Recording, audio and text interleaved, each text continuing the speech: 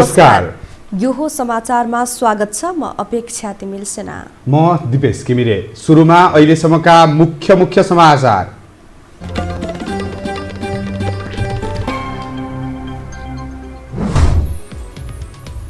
Corona संक्रमित र मृतकको संख्या आक्रामक रूपमा बढ्यो। थप 58 जनाको मृत्यु।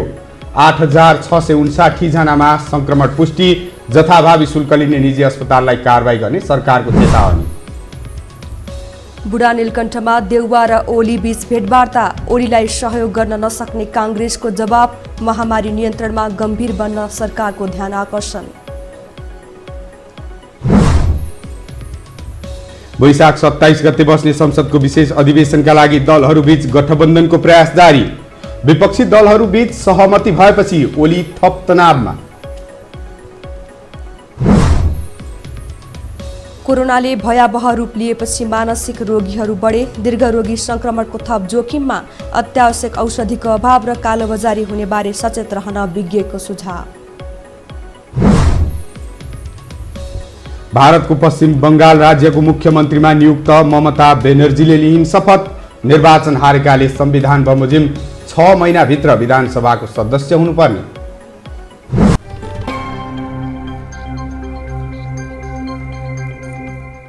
अब समाचार विस्तारमा। पछिल्लो 24 घण्टामा नेपालमा थप 58 जना कोरोना संक्रमितको मृत्यु भएको छ। एकै दिनमा कोरोनाले मृत्यु हुनेको यो संख्या अहिलेसम्मकै उच्च हो। थप 58 जनाको मृत्यु भएसँगै नेपालमा कोरोना संक्रमणबाट ज्यान गुमाउनेको संख्या 3475 पुगेको स्वास्थ्य तथा जनसङ्ख्या मन्त्रालयले जनाएको छ। त्यस्तै 8659 जनामा कोरोना संक्रमण पुष्टि भएको छ। मन्त्रालयका अनुसार 20756 जनाको पीसीआर परीक्षण गर्दा 8605 र 616 एन्टिजेन परीक्षणमा 54 जना गरी 8659 जनामा संक्रमण पुष्टि भएको हो।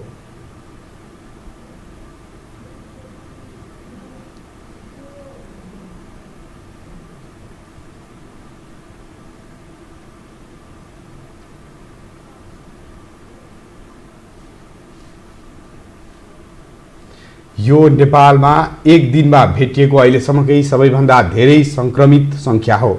यससँगै नेपालमा कुल संक्रमितको संख्या 3,59,964 पुगेको छ। अहिले देशभर सक्रिय संक्रमित मात्र 66,352 छन्। त्यस्तै थप 1,993 जना संक्रमण मुक्त भएका छन्। त्यस्तै केही निजी अस्पतालले सरकारले तोके भन्दा बढी शुल्क लिएको पाइएकाले कडाभन्दा कडा कारबाही गर्ने सरकारले चेतावनी दिएको छ।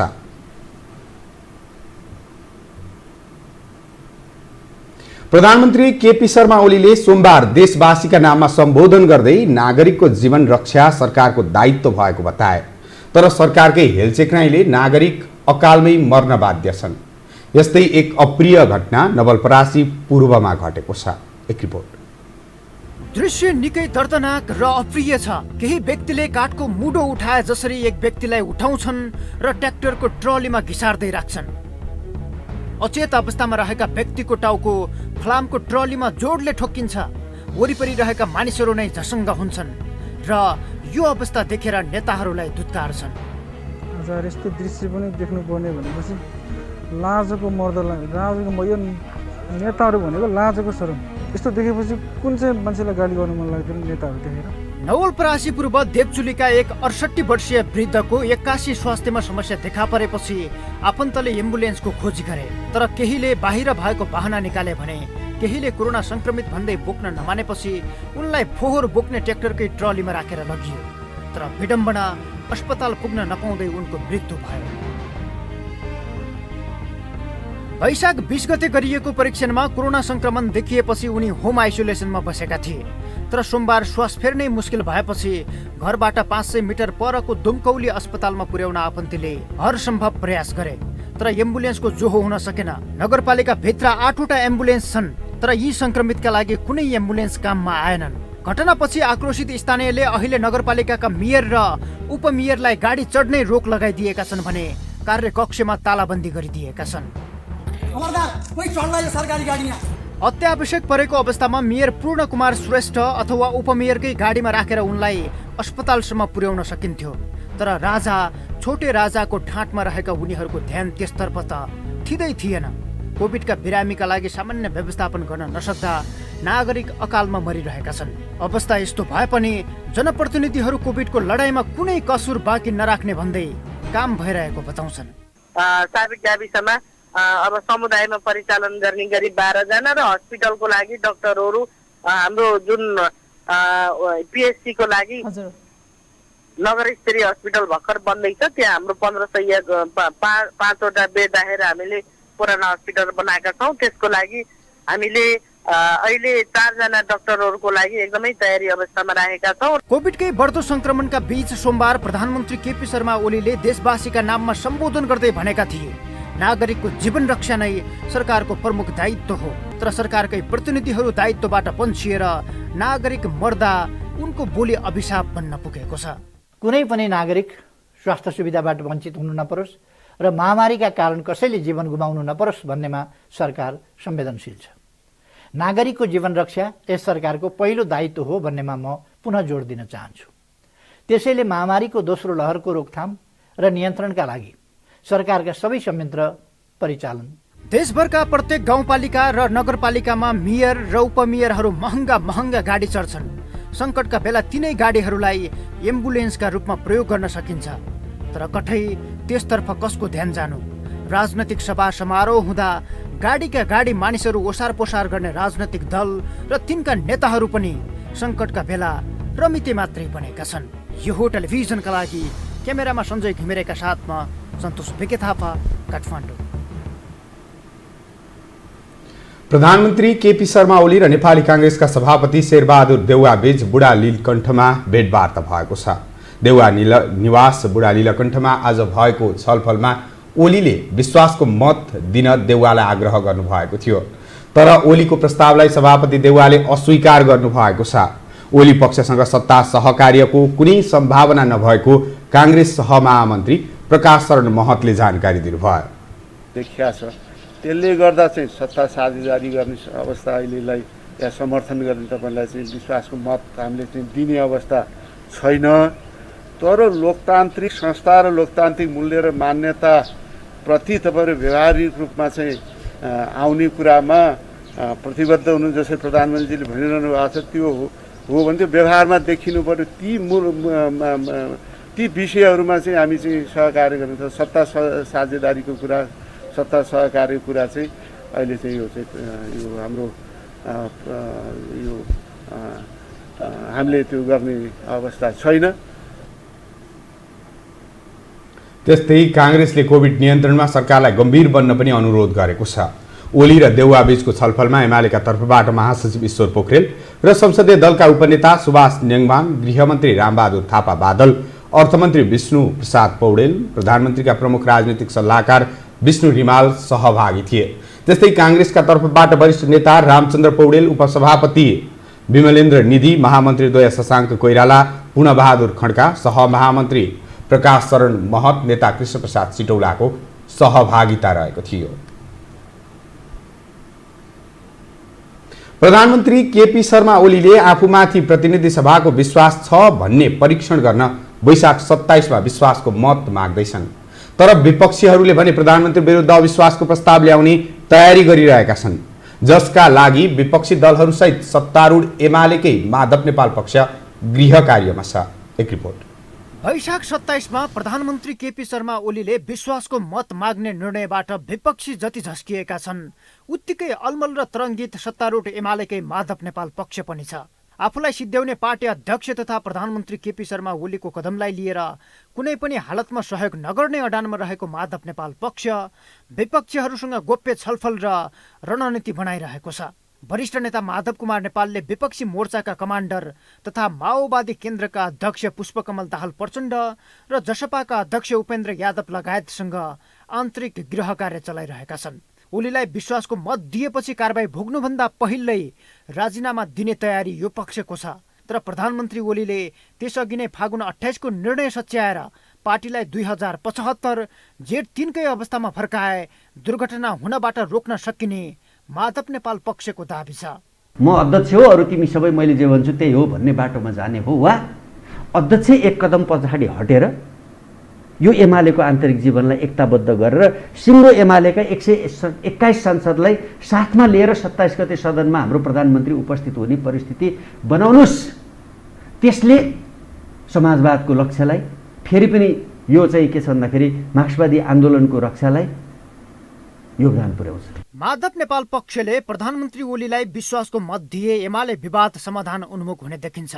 तर नेपाल पक्षले फ्लोर क्रस गरेर विपक्षीलाई साथ दिए एमाले औपचारिक रूपमै फुटको दिशामा अघि बढ्नेछ, जसका लागि पनि वैशाख 27 निर्णायक दिन हो। तर माधव पक्षकै जस्तो तयारी ओलीले पनि गरेका छन्। तर बुधबार नै माओवादी केन्द्रले समर्थन फिर्ताको पत्र संसद सचिवालयमा बुझाएको केही समयपछि उपनिर्वाचनका लागि भएको कङ्ग्रेस माओवादी गठबन्धनले ओलीलाई झस्काएको छ, जसका कारण उनी कङ्ग्रेस सभापति शेरबहादुर देउवालाई भेट्न बुधबार अपराह्न बुढा नीलकण्ठ पुगेका थिए। ओलीले देउवालाई भेट्नुको तात्पर्य मिलेरै चुनावमा जान खोज्नु हो, किनकि देउवा पनि अर्ली निर्वाचनकै पक्षमा उभिँदै आएका छन्। अहिले देउवालाई आफ्नै नेतृत्वको सरकार कि ओलीको नेतृत्वमा चुनावी सरकार भन्ने दुई सुविधा अगाडि आएका छन्। विश्वासको मतलाई चाहिँ फेल गराउने पहिलो लक्ष्य हो।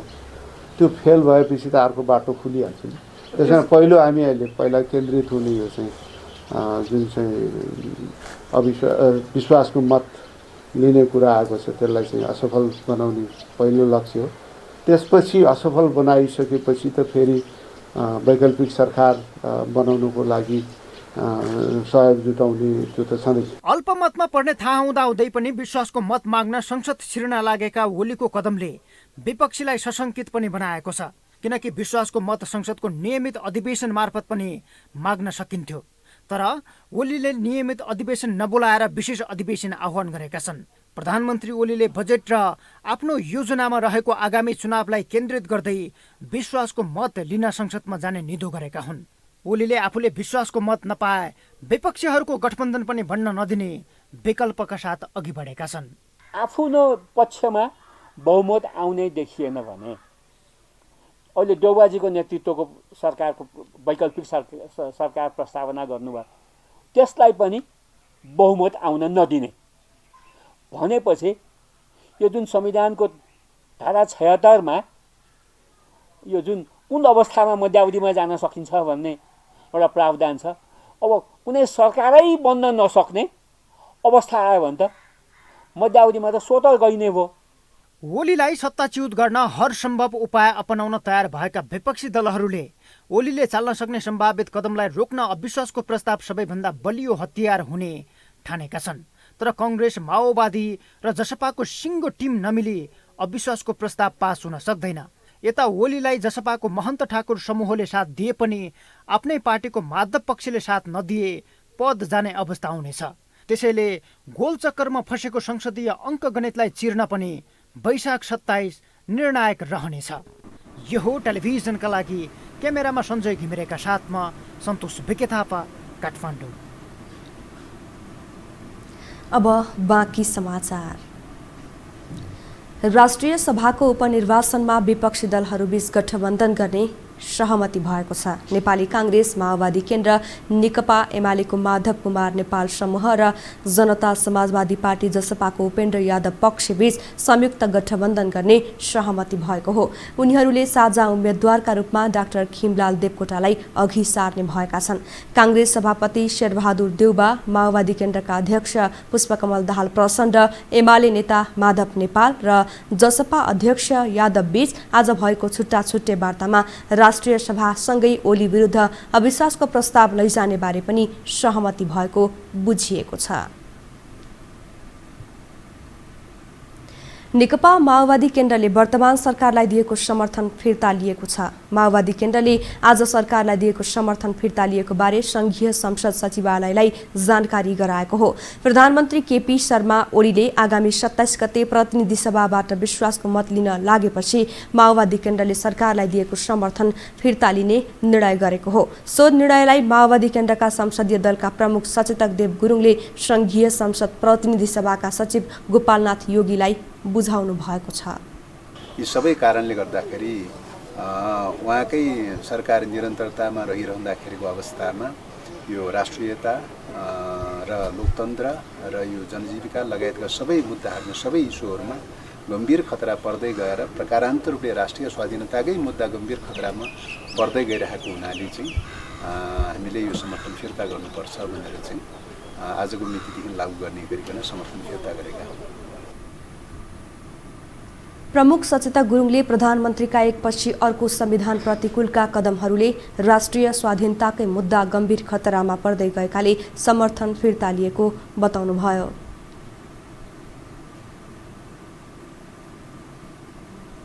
सरकारले विश्वासको मत लिने प्रयोजनका लागि आगामी 27 गते प्रतिनिधि सभाको अधिवेशन बोलाएसँगै संसद सचिवालयले बैठकको तयारी तीव्र बनाएको छ। बैठक बस्नु पूर्व प्रतिनिधि सभामा सहभागी हुने सांसदहरू, सचिवालयका कर्मचारीहरू, सुरक्षा निकायका कर्मचारी, पत्रकार लगायतको कोरोना परीक्षण गरिँदैछ। यसको साथै बैठकको व्यवस्थापकीय कामलाई समेत विश्व स्वास्थ्य संगठनको मापदण्ड अनुसार तयारी गरेको संघीय संसद सचिवालयले जनाएको छ। संवैधानिक व्यवस्था अनुसार विश्वासको मत लिने प्रयोजनका लागि मात्रै सरकारले अधिवेशन बोलाउन नमिल्ने भन्ने तर्क र बहस भइरहँदा विश्वासको मत लिने प्रक्रिया कसरी समाप्त हुन्छ भन्ने चासो पनि सर्वत्र बढेको छ। आज मात्रै नेकपा माओवादी केन्द्रको चाहिँ सरकारलाई दिएको समर्थन फिर्ताको पत्र प्राप्त भएको छ। महासचिवज्यूलाई सम्बोधन गरेर पत्रहरू चाहिँ दर्ता भएको छ र यो चाहिँ अब यही प्रक्रियामै गइसकेको हुनाले खासै यसले फरक पार्ने अवस्था चाहिँ रहँदैन। किनभने अब यो अगाडि आएको र अवस्था भएको भए सरकार अल्पमत परेको कारणले विश्वास मत लिनलाई बाध्यकारी अवस्था सिर्जना हुन्थ्यो।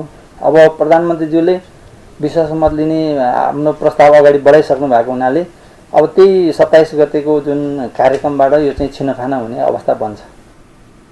संघीय संविधान जारी भएपछि प्रधानमन्त्रीले संसदबाट विश्वासको मत लिन लागेको यो पहिलो घटना हो। संविधानको धारा 100 को उपधारा 1 बमोजिम प्रधानमन्त्री ओलीले प्रतिनिधि सभामा विश्वासको मत लिने व्यवस्था छ। लुम्बिनीमा नेकपा एमालेका प्रदेशसभा सदस्य अमर बहादुर डाङ्गी छेत्रीले राजीनामा दिनुभएको छ। दाङ 2 खबाट प्रत्यक्ष निर्वाचित डाङ्गीले आज प्रदेश सभाका सभामुखलाई राजीनामा पत्र बुझाउनु भएको हो। 19 गते एमाले संसदीय दलको बैठकमा अनुपस्थित डाङ्गीले राजीनामा पत्रमा प्रधानमन्त्री केपी शर्मा ओलीका साथै प्रदेश सरकारप्रति असन्तुष्टि व्यक्त गर्नुभएको छ। डाङ्गीले कम्युनिस्ट आन्दोलन र बृहत वाम मोर्चाको पक्षमा रहने प्रतिबद्धता समेत जनाउनु भएको छ। हामीसँग समाचार बाँकी नै छन्, अहिलेलाई विश्राम।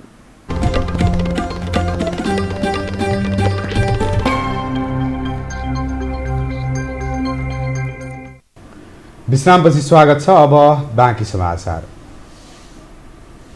कोरोना भाइरस संक्रमितको उपचारमा प्रयोग गरिँदै आएको औषधि रेमडेसिभिरको माग अहिले अत्याधिक बढ्दो छ। माग अनुसार उपलब्ध नहुँदा औषधिको कालो बजारी समेत हुने गरेको छ। त्यसैले सरकार आफैले यो औषधि उपलब्ध गराउँदै आएको छ। यो औषधि किन महत्त्व छ? यसको अभावमा उपचार नै प्रभावित हुने हो त? एक रिपोर्ट। कोरोनाकै लागि भनेर हालसम्म संसारमा कुनै औषधि उपलब्ध छैन। तर यो रोग लागेपछि बिरामीको शरीरलाई सहज हुने र रोगसँग लड्न सघाउ पुग्ने गरी चिकित्सकहरूले केही विधि र औषधिहरू दिने गर्छन्। संक्रमितलाई सास फेर्न गाह्रो हुँदा अक्सिजन र भेन्टिलेटर, कोरोना विरुद्ध लड्न सघाउने प्लाज्मा र रेमडेसिभिर नामक औषधि दिने गरिन्छ। कोरोना भाइरसको विश्वव्यापी महामारी सुरु भएपछि यसविरुद्ध प्रयोग गर्न सकिने पहिलो औषधिको रूपमा रेमडेसिभिरको उपयोगिता पत्ता लागेको थियो। विभिन्न देशमा कोरोनाको उपचारमा प्रयोग भएको यो एन्टिभाइरल औषधि अमेरिकाका पूर्व राष्ट्रपति डोनाल्ड ट्रम्पले समेत लिएका थिए। अमेरिकामा गरिएका परीक्षणमा समेत यसमा कोरोना भाइरस संक्रमणबाट निको पार्ने क्षमता भएको स्पष्ट आधार पाइएको अमेरिकी अधिकारीहरूले बताएका थिए। विश्वभरिका अस्पतालहरूमा रेमडेसिभिर प्रयोग गर्दा बिरामीमा कोरोना भाइरस संक्रमण भएपछि विकसित लक्षणहरू हराउने समय 15 दिनबाट 11 दिनमा झरेको देखिएको दावी गरिएको थियो। परिणामत इबोलाको उपचारका लागि विकास भएको यो औषधिको विश्वभर माग बढ्यो।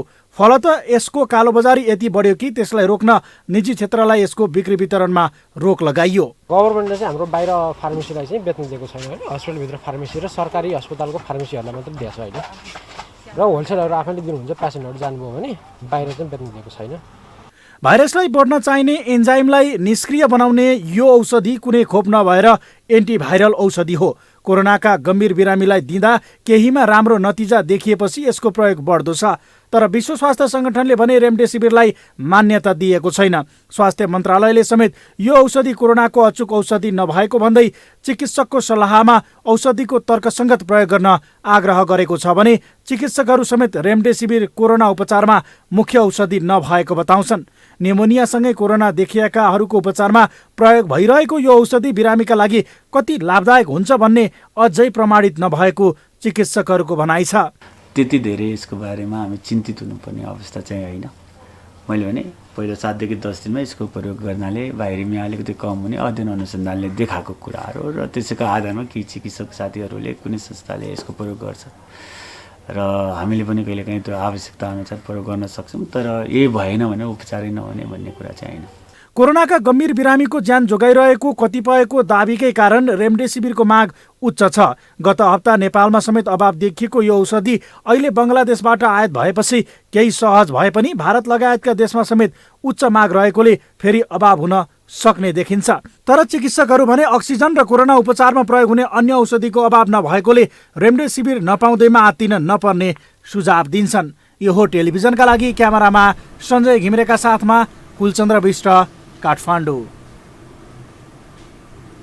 कोरोना भाइरसका कारण मानिसमा एकातिर रोगको डर छ भने अर्कातिर जनजीविकाको समस्याले पिरोलेको छ। दोस्रो लहर तुलनात्मक रूपमा पहिलेभन्दा जटिल देखिएको छ, जसका कारण मानिसमा अनेक किसिमका मानसिक रोगहरू देखा पर्ने गरेका छन्। एक रिपोर्ट। कोरोना भाइरसको दोस्रो लहरले देशभरिको जनजीवन प्रभावित पारेको छ। गत वर्षभन्दा अहिले दोस्रो लहरको भाइरस खतरा रहेको विज्ञहरूले बताइरहेका छन्। अहिले कतिपय व्यक्ति संक्रमणको शिकार भएका छन् भने कतिपय संक्रमण नहुनेहरू पनि कोरोनाको मनोवैज्ञानिक शिकारमा परेका छन्। यति बेला दुनियाँ कोरोनाले त्रसित छ। हरेक मानिसको दिमागमा कोरोनाको भयले डेरा जमाएको छ। कोरोना भाइरसको समस्या आउनु पहिले मानिसहरूले मनोवैज्ञानिक, सामाजिक, आर्थिक समस्याहरू भोगिरहेका थिए भने अहिले झनै मनोवैज्ञानिक समस्या बढ्ने गरेको छ। प्राकृतिक विपत्ति पर्दा, रोग व्याधि फैलँदा, असहज र जोखिमपूर्ण अवस्थामा मानसिक रोग तथा आत्महत्याको दर समेत बढ्ने गरेको मनोविशेषज्ञ बताउँछन्। यस्तो पीडा हुन्छ, उसलाई यति गाह्रो हुन्छ, यति असहज हुन्छ, उसको सोचहरू, उसको भावनाहरू, उसको फिजिकल सिम्टमहरू, उसको व्यवहारिक पक्षहरू, उसको अन्तर्व्यक्तित्व सम्बन्धहरू, उसका तर्कहरू, उसका बुझाइहरू, उसका भनाइहरू सबै डाउन भएका हुन्छन्। यो शरीरका यो लक्षण आउँछ, यस्तो फिजिकल सिम्टम आउँछ कि पुरै थकित, पुरै गलित, पुरै एकदम पीडित भइरहेको हुन्छ। उसको कग्नेटिभ हिसाबले नि पीडित, उसको इमोसन हिसाबले नि पीडित, फिजिकल सिम्टमका हिसाबले नि पीडित र व्यवहारिक हिसाबले नि पीडित भइसकेपछि उसले अब सक्दिनँ यो जिन्दगी जिउन, यो जिन्दगी अगाडि बढाउन सक्दिनँ। यति नमिठो फिलिङ्स आइराखेको छ, कस्तो होप, उत्साह, उमङ्ग, जोस जाँगर सबै डाउन भएको छ। भरोसाहरू छैन, आफ्नो राम्रो पक्ष केही पनि देख्दैन, कस्तो रुन मन लाग्छ, यौन क्षमता पनि पुरै डामाडौल हुन्छ, निन्द्रा पुरै गायब भए जस्तो, कसैलाई चाहिँ एकदमै धेरै निदाउने, धेरैलाई चाहिँ एकदम कम निदाउने हुन्छ। अहिले यो अवस्थामा दिक्क लाग्ने, छटपटी हुने, चिन्ता लाग्ने, सामान्य बिरामी भए पनि कोरोनाको संक्रमण भयो कि भन्ने शङ्का लाग्ने, डर, त्रास, अन्यल र अनिश्चितता जस्ता मनोवैज्ञानिक समस्याहरू देखिन थालेको विज्ञहरू बताउँछन्। त्यसमा पनि सामाजिक सञ्जालमा आएका विभिन्न सूचना र जानकारीले व्यक्तिहरूलाई थप चिन्ता बढाइरहेको छ। अझै धेरै व्यक्तिहरू क्वारेन्टाइन र आइसोलेसनमा छन्। उनीहरूमा मनोवैज्ञानिक समस्या अझै बढिरहेको छ। त्यो सकिन नपाउँदै फेरि दोस्रो लहर पनि आइसकेको छ। यसले पक्कै पनि मान्छेहरूलाई एकदमै धेरै डर, त्रास र चिन्ता पनि दुश्चिन्ताको रूपमा, एन्जाइटीको रूपमा चाहिँ देखा परिरहेको छ। सञ्चारको आतंक त्यो चाहिँ सोसल मिडिया मार्फत मान्छेले अहिले खालि मरेको घटनाहरू अपलोड गरिरहेको छ। स्टाटस हेऱ्यो, मलाई कोभिड लाग्यो, अनि त्यसपछि फलानाको शीघ्र स्वास्थ्य लाभको कामना, सबैको वालहरूमा चाहिँ मृत्युका फोटोहरू चाहिँ पोस्ट भइरहँदाखेरि मान्छेलाई धेरै नै मनोवैज्ञानिक रूपमा असर पर्छ जस्तो मलाई लाग्छ। विज्ञहरूका अनुसार तीव्र पीडा, भाव र नकारात्मक विचार रोक्न सके यसको असर कम गर्न सकिन्छ। पीडामा परेका बेला घर परिवार, साथी सङ्गी वा विशेषज्ञको सहयोगले यसबाट बच्न सकिन्छ। यस्तो बेलामा सरकारवाला सबै निकायले आफ्नो स्थानबाट आत्महत्या न्यूनीकरण गर्न मनोसामाजिक परामर्श लगायतका कार्यक्रम चलाउन आवश्यक छ। यो हो टेलिभिजनका लागि लीलामाया ठटाल, काठमाडौँ। कोरोना महामारीका कारण मृगौला तथा दीर्घरोगीहरू झनै प्रताडित भएका छन्। दोस्रो लहरको कोरोना बढी संक्रामक र गम्भीर प्रकृतिको भएका कारण दीर्घरोगीहरू बढी जोखिममा छन्। यता विज्ञहरू पनि संक्रमण अरू बिरामीमा भन्दा दीर्घरोगीमा चाँडै प्रवेश गर्ने भएकाले सतर्कता अपनाउन आग्रह गर्छन्। एक रिपोर्ट। पछिल्लो समय काठमाडौँ उपत्यका लगायत विभिन्न जिल्लामा कोरोना संक्रमण बढेको बढै छ। यस्तो बेलामा दीर्घरोगीहरूको रोग प्रतिरोधात्मक क्षमता कमजोर हुने भएको कारण सजिलै कोरोनाबाट संक्रमित हुन सक्छन्। किडनीका बिरामीमा पनि अरू व्यक्तिमा भन्दा रोग प्रतिरोधात्मक क्षमता कम हुने भएकोले कोरोना लाग्ने जोखिम बढी हुन्छ। त्यसैले संक्रमित भइहाले भने पनि त्यस्ता व्यक्तिहरूको विशेष ख्याल राख्नुपर्दछ। उनीहरूलाई अस्पताल वा स्वास्थ्यकर्मीको निगरानीमा राख्नुपर्दछ। कोरोना भाइरसको संक्रमणले सिधै फोक्सोमा असर गर्ने भएका कारण दीर्घरोगीहरूको स्वास्थ्यमा अन्य व्यक्तिको तुलनामा धेरै जटिलता देख्न सक्ने चिकित्सकहरू बताउँछन्। अब यो प्रत्यारोपण गर्न जुन लाइनमा बसेको बिरामीहरू छ उनीहरूलाई चाहिँ स्पेसली यो कोभिडको बेलामा चाहिँ थप जटिलता आउँछ, किनभने तिनीहरूलाई इम्युनोसप्रेसन चलाउनु पर्छ। पछि त्यसै पनि रोग लड्ने प्रतिरोधक क्षेत्रमा उनीहरूको कम हुन्छ त्यसपछि, र यो कोभिडको बेलामा गर्नु पनि मिल्दैन। अहिले चाहिँ गर्दाखेरि उनीहरूको मोर्टालिटी बढी हुन्छ। कोभिड लगाइहाल्यो भने चाहिँ प्रत्यारोपण गरेको मान्छे त त्यसै पनि हाई रिस्कमा पर्छ, किनभने उनीहरूले इम्युनोसप्रेसनहरू खाइरहेको हुन्छ। इम्युनोसप्रेसन खाएपछि हजुरको त्यो उनीहरूलाई चाहिँ भोलि कोभिड लगाइहाल्यो भने त्यसमा लड्ने क्षमता उनीहरूको कमी हुन्छ। अनि त्यसै पनि मृगौला रोगीहरूलाई विभिन्न किसिमको मुटुको रोगहरू अरू रोगहरू विभिन्न हुन्छ। त्यसले गर्दाखेरि मृगौला रोग एउटा हाई रिस्क ग्रुपमै पर्छ। यसमा चाहिँ अरू जस्तै हाइपरटेन्सन डायबेटिक भएको मान्छेहरूलाई बढी कोभिडले असर गर्छ भने जस्तै मृगौला पनि एउटा मुख्य कारण हो। यसमा बच्नु जरुरी छ। त्यही नै हाम्रो प्रिभेन्टिभ मेजरहरू जुन हामी अरूहरूलाई गर्छौँ त्यसरी नै लिनुपर्ने हुन्छ। अलिक एक्स्ट्रा कसियस हुनुपर्छ। उहाँहरू बाहिर धेरै जानु मिलेन, उहाँहरूले चाहिँ अब मास्क लगाएर हिँड्नुपर्ने भयो, सोसियल डिस्टेन्सिङ मेन्टेन गर्नुपर्ने हुन्छ। त्यसपछि आफ्नो अब यो एकदमै स्वास्थ्यको लागि ख्याल गर्न धेरै कसियस हुनु जरुरी छ अहिले मृगौला रोगीदेखि लिएर दीर्घरोगीहरू। उच्च रक्तचाप भएका बिरामीलाई पनि छिटो कोरोना संक्रमण हुन सक्छ। यस्तै मधुमेहका रोगी र फोक्सोमा समस्या भएका बिरामीलाई पनि कोरोना संक्रमण हुने सम्भावना बढिरहन्छ। महामारीमा मधुमेहका बिरामीहरू धेरै संख्यामा संक्रमित भएका छन्। त्यसैले यस्तो अवस्थामा सतर्कता अपनाउनु उचित हुने विज्ञहरू बताउँछन्। मधुमेहका बिरामीहरू थिए, कति उच्च रक्तचापका बिरामी थिए, कति मुटुको रोगका बिरामीहरू थिए। तिनीहरूलाई यस्तो पहिल्यै पनि जटिलता हुन सक्ने सम्भावना बढी थियो भने झन् अहिलेको यो कोरोना भाइरसले गर्दा कोरोना भाइरसको यो संक्रमण झन् बढी जटिलता हुने सम्भावना छ। भने यो मास्कलाई त छोड्नै हुँदैन। अहिले त अब कति भारतमा के भनेको छ, अब त घरमा बस्दाखेरि पनि मास्क लगाएर बस्नु भनेको छ। अब घरमा बस्दाखेरि सायद त्यो अलिकति सम्भव नभए पनि कमसेकम बाहिर जाँदाखेरि 2टा मास्क लगाएर जाने, अनि भिडभाडमा त जाँदैन। दोस्रो चरणको कोरोना विगतको भन्दा फरक प्रकृतिको देखिएका कारण पनि यसले थप चिन्ता पैदा गरेको हो। रोग प्रतिरोधात्मक क्षमता कम भएकाहरूमा यस खाले संक्रमणले छिट्टै प्रवेश पाउने झन बढी खतरा भएका कारण दीर्घरोगी, अशक्त र वृद्धहरूले स्वास्थ्य सम्बन्धित थप सजगता अपनाउन जरुरी छ। यो हो टेलिभिजनका लागि लीलामाया ठटाल, काठमाडौँ। अब पालो आर्थिक समाचारको।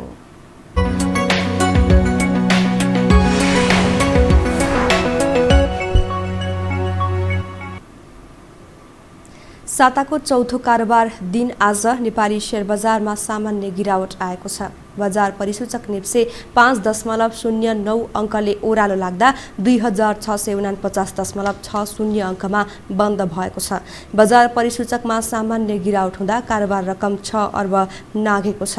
1,48,67,995 किता शेयर किनबेच हुँदा 6 अर्ब 21,68,14,000 को कारोबार भएको हो। आज नेप्सेमा व्यापार, हाइड्रोपावर, वित्त कम्पनी र निर्जीवन बीमा उपसूचक उकालो लाग्दा त्यसबाहेकका सबै उपसूचकमा गिरावट आएको छ। बजार परिसूचकमा करेक्सन भए पनि 15 कम्पनीको शेयर मूल्यमा सकारात्मक सर्किट लागेको छ। लगानीकर्ताको रोजाइमा हाइड्रोपावर कम्पनी पर्दा सकारात्मक सर्किट लाग्नेमा अधिकांश हाइड्रोपावर कम्पनी रहेका छन्। झण्डै 1.5 दशक विश्वका धनाढ्यको सूचीमा शीर्ष स्थानमा रहिसकेका बिल गेट्स र पत्नी मेलिन्डा गेट्सको सम्बन्ध विच्छेद घोषणाले संसारलाई चकित तुल्याएको छ। गेट्स दम्पति छुट्टिँदा मेलिन्डाले आधा सम्पत्ति पाउने भएकी छिन्, जुन अहिलेसम्मकै महँगो सम्बन्ध विच्छेद हुनेछ। एक रिपोर्ट। केही दिन अघि विश्वकै धनी बिल गेट्स र उनकी पत्नी मेलिन्डा गेट्सले सम्बन्ध विच्छेद गरे। यो जोडीले विवाह बन्धनमा बाँधिएको 27 वर्षपछि सम्बन्ध विच्छेद गरेका हुन्।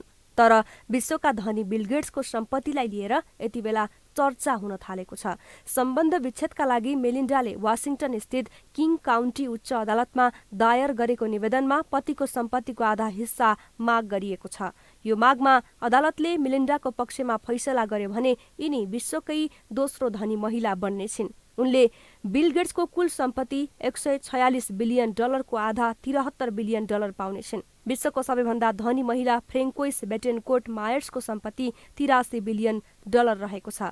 वाशिंटनको कानून अनुसार पनि सम्बन्ध विच्छेद गर्ने दम्पतिले सम्पत्ति बराबर भाग लगाउनु पर्ने हुन्छ। उनीहरूले विवाह पूर्व सम्पत्तिको स्वामित्व सम्बन्धी सम्झौतामा हस्ताक्षर नगरेकाले पनि मेलिन्डाको पक्षमा फैसला हुने बुझिएको छ। बिल गेट्स विश्वका धनीहरूको सूचीको चौथो स्थानमा छन्। यद्यपि उनले ठूलो रकम दान नगरेको भए अझै विश्वका धनीहरूको शीर्ष स्थानमा रहने थिए। उनले आफ्नो सम्पत्तिबाट $40 billion Bill and Melinda Gates फाउन्डेसनलाई दान गरेका छन्। यो फाउन्डेसनले विश्वका गरिब देशहरूमा शिक्षा, स्वास्थ्य र लैङ्गिक समानताका लागि कार्यक्रम सञ्चालन गर्दै आएको छ। आफूहरूले फरक यात्रा तय गरे पनि फाउन्डेसनको परोपकारी काममा भने सहकार्य गरिरहने उनले बताएका छन्। यसअघि अमेजनका मालिक जेफ बेजोस र मेकेन्जीको डिभोर्सलाई विश्वकै सबैभन्दा महँगो ठहर गरिएको थियो। बिल गेट्स र मेलिन्डा गेट्स एक छोरा र 2 छोरीका आमा बुवा हुन्। छोराको नाम रडी र छोरीको नाम जेनिफर र फियोबी हो। गेट्स दम्पतिले 2017मा उनका प्रत्येक सन्तानलाई पैतृक सम्पत्तिको $10 मिलियन मात्रै दिइने बताएका थिए। अर्थात् तीनै सन्तानलाई कुल $30 मिलियन को सम्पत्ति दिइनेछ। यो बिल गेट्सको कुल सम्पत्तिको 1% भन्दा पनि कम हुन आउँछ। बिल र मेलिन्डाले उनीहरूको कुल सम्पत्तिको 95% हिस्सा समाज सेवाका लागि दान दिइने घोषणा गरिसकेका छन्। हामीसँग अन्तर्राष्ट्रिय र खेल समाचार बाँकी नै छन्। अहिलेलाई विश्राम।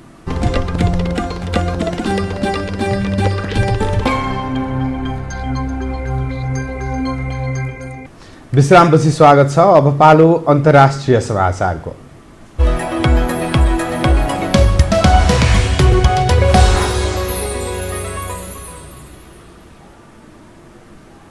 भारतको पश्चिम बंगाल राज्यको मुख्यमन्त्रीमा नियुक्त भएकी तृणमूल कांग्रेस पार्टीकी अध्यक्ष ममता बेनर्जीले शपथ लिएकी छिन्। उनी लगातार दोस्रो कार्यकालका लागि मुख्यमन्त्री भएकी हुन्। मुख्यमन्त्री पदको शपथ लिएपछि सम्बोधन गर्दै बेनर्जीले हालै सम्पन्न चुनावपछि राज्यमा भएका हिंसामा संलग्नमाथि कडा कारबाही गरिने बताएकी छिन्। पश्चिम बंगालमा हालै सम्पन्न विधानसभा निर्वाचनमा बेनर्जीको तृणमूल कांग्रेसले बहुमत हासिल गरेको थियो भने भारतीय जनता पार्टीले दोस्रो स्थान हासिल गरेको थियो। तर नन्दीग्रामबाट चुनाव लडेकी बेनर्जीमाथि भाजपाका उम्मेद्वार शुभेन्दु अधिकारीसँग पराजित भएकी थिइन्। पार्टीले बहुमत हासिल गरेपछि तेस्रो पटक मुख्यमन्त्री बनेकी बेनर्जीले संविधान बमोजिम 6 महिनाभित्र विधानसभाको सदस्य हुनुपर्नेछ।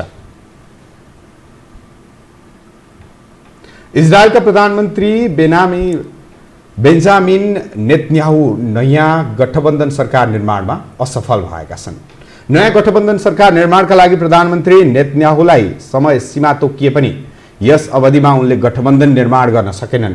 नेतन्याहुले बहुमत जुटाउन नसकेसँगै 12 वर्ष यता पहिलो पटक उनको दल लिकुड पार्टी सत्ता बाहिर पुग्ने स्थिति सृजना भएको छ।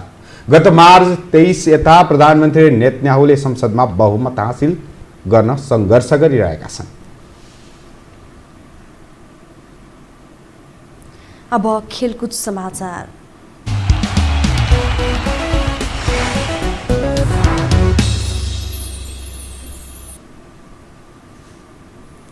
नेपाली युवा ब्याट्सम्यान कुशल भुर्तेल आइसिसीको प्लेयर अफ द मन्थ अवार्डको मनोनयनमा परेका छन्। घरेलु मैदानमा भएको त्रिकोणात्मक टी20 सिरिजमा उत्कृष्ट प्रदर्शन गरेका कुशल अवार्डको मनोनयनमा परेका हुन्। नेदरल्यान्ड्स र मलेसिया सम्मिलित सिरिजमा कुशलले 4 अर्धशतक बनाएका थिए। उनी टी20 को ब्याटिङ वरियताको 61औं स्थानमा रहेका छन्। आइसिसीले भोटको आधारमा विजेता चयन गर्नेछ। खेल समाचार सँगै हामी यो समाचारको अन्त्यमा आइपुगेका छौं। बिदा हुनु अघि प्रमुख समाचार पुनः एकपटक।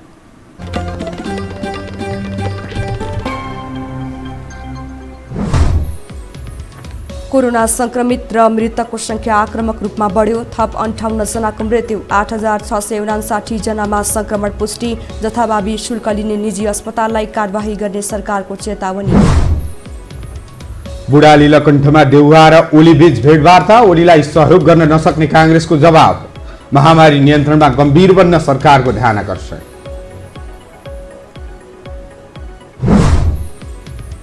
वैशाख 27 गते बस्ने संसदको विशेष अधिवेशनको लागि दलहरूबीच गठबन्धनको प्रयास जारी। विपक्षी दलहरूबीच सहमति भएपछि ओली थप तनावमा। कोरोनाले भयावह रूप लिएपछि मानसिक रोगीहरू बढे। दीर्घ रोगीहरू संक्रमणको थप जोखिममा। अत्यावश्यक औषधिको अभाव र कालो बजारी हुनेबारे सचेत रहन विज्ञको सुझाव। र भारतको पश्चिम बंगाल राज्यको मुख्यमन्त्रीमा नियुक्त ममता बेनर्जीले लिइन् शपथ। निर्वाचन हारेकोले संविधान बमोजिम। 6 महिनाभित्र विधानसभाको सदस्य हुनुपर्ने।